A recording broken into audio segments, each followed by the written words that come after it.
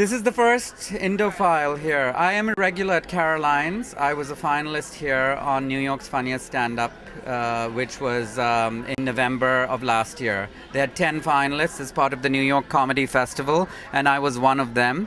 And I was also in a pilot that Caroline's created called Caroline's. It was a reality show, so I was cast in that as well. So I've had sort of the last year I've been working a lot at Caroline's. I've been on their shows over here.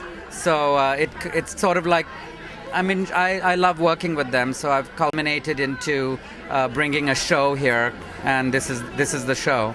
So Louis Ferranda, the general manager, and Caroline Hirsch, the owner of Caroline's, were very interested in having a South Asian show here. What I hope to get out of tonight is to kick off Indophile, which is this show that we created of the top South Asian comedians, and we've really been careful about how we chose people. We've chosen people from all around the world, and it's been very equal in terms of gender representation and class representation and sexual orientation. So this is the most diverse South Asian lineup of comics that you'd find, and we're proud to have them all here at Caroline's today.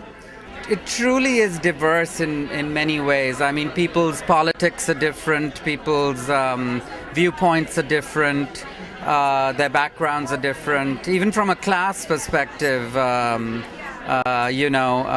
people come from very different backgrounds, like British, New York, California, gay, straight, female, male, hipster, revolutionary, everything. We have Shazia Mirza, who is a Muslim female comedian from Britain. She's Pakistani and British. And thank you so much for being here. Can you tell us a little bit about how you came about to do that set of yours? Like, just tell us something about you. I loved it. You're so American. They're always so excited about everything. I loved your set. In England, we're really sincere. Can I try to be? I loved your show. Yeah, it was great. You? That sounds a lot more sincere. Well, Vidor asked me to come over from England for $75 and perform there tonight. And so I flew over from England, I got myself a hotel. Did you? I did 25 minutes on stage and I got $75, and that is so typical of the Americans ripping the English off. We have Mon Rock, who is an Indian female comedian from California who's coming here from LA to do the show. I've been doing stand-up for a little bit over 2 years. It's funny how I fell into it. I wanted to speak at my cousin's wedding, and I was very nervous. And my biggest fear was public speaking, so I thought if I took a stand-up comedy class, I had seen an ad in the paper, that I would get over my fear of public speaking if I had to make people laugh, obviously. So I took the class, and we had our class performance in a comedy club, and there was a booker there, and I just kind of fell into it and started doing more and more shows and took it from there. So it's kind of random how I started doing it. I was in finance, actually, and then I quit my job, and I'm now doing it full time. Then we have Hari Kondabolu, who is from southern India, and he grew up here in the US, and has a fast rising profile in the comedy industry. I started doing comedy when I was 17. I think all 17-year-olds are looking, high school students, young people are looking for ways to express themselves, and I was writing poetry for a while, and it was terrible. And for a long time, I was hearing how funny the poetry was. It was so bad, and you start to tell, well, I feel like clearly comedy is probably what should stick. So, I focused more on joke writing, and by the end of my senior year of high school, I knew that this was something I loved to do. I didn't think it would be a career, but it's something I was very passionate about. It was my way of expressing myself, and Anu Kalra, who is sort of someone who's a regular here on the New York scene as well, and has been up and around clubs in the city for a while. We're here at Caroline's in New York City, and they said some of the funniest things tonight. One of the things I remember the most is how you passed for Puerto Rican. Have you ever done that before?